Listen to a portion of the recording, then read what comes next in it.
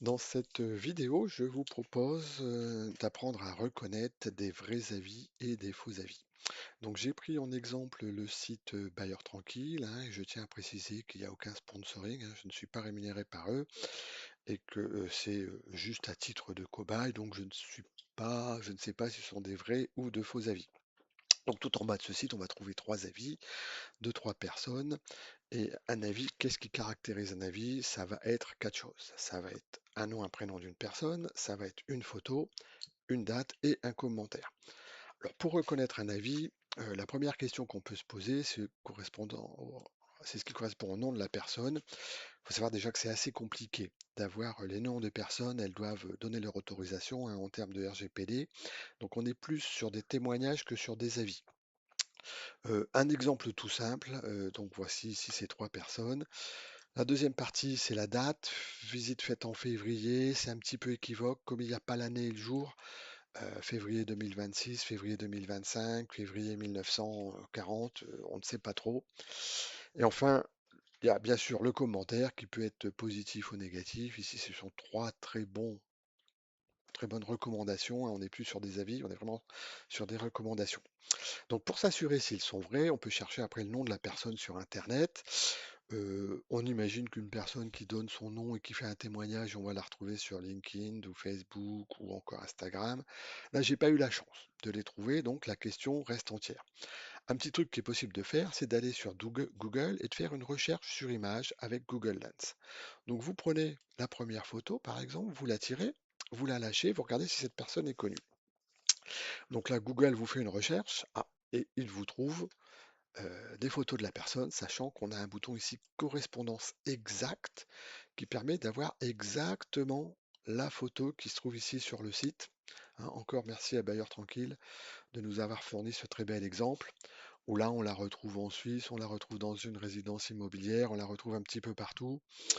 Donc si je prends par exemple un avis au hasard, voilà, donc je retrouve cette personne. Ce fut un réel plaisir de travailler avec l'équipe de XP Luxury et elle est propriétaire à New York ou alors en France. Bon, elle n'a pas le même nom, c'est ennuyeux. Lequel est le vrai, lequel est le faux? Là, c'est un peu difficile de savoir.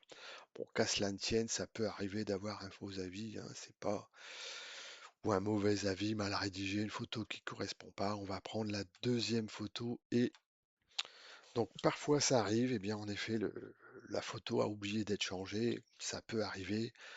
On va faire une nouvelle recherche sur la deuxième personne. Donc Sophie Coquelet, c'est pareil, je prends la photo, je la lâche ici.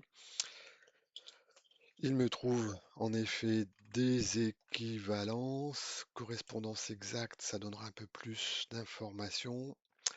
Ah, ici, elle s'appelle Kate Kerr, Debra Rose, Fiona Spencer, pas mal de noms différents. Est-ce que j'ai un exemple un peu plus concret? Ah, ici, elle s'appelle Brittany Watkins et elle travaille sur Chicago, Los Angeles, Miami Beach et New York. Ben, dis donc, l'agence Bailleur Tranquille a une clientèle internationale, c'est le moins qu'on puisse dire. Bon, ça peut arriver, hein. On va passer sur le troisième exemple. Donc cette fois-ci, on va prendre la troisième photo.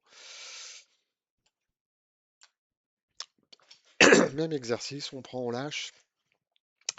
On, on revient également sur la correspondance exacte, hein, pour vraiment être sûr d'avoir la bonne personne. Ah, et là, on retrouve du Home with Map, on retrouve pas mal de choses. Alors, on a du mal à savoir laquelle est la vraie, hein.